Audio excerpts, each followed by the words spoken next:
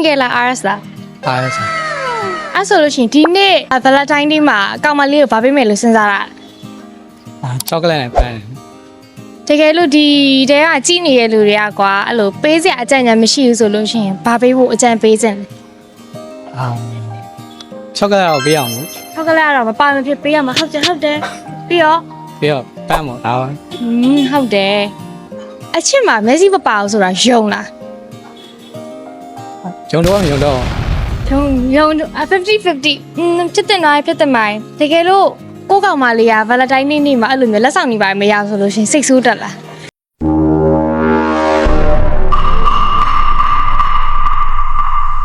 ဆိုပါ ဆို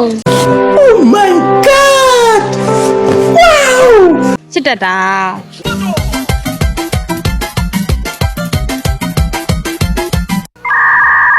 အဲ့ဆိုလို့ရှိရင်အခုကြည့်နေသူတွေက RS ကိုစကားလေးတစ်ခုလောက်ပြောပြပါ ဟောသူ့ကောင်ကလေးတန်းဖို့ထားပါ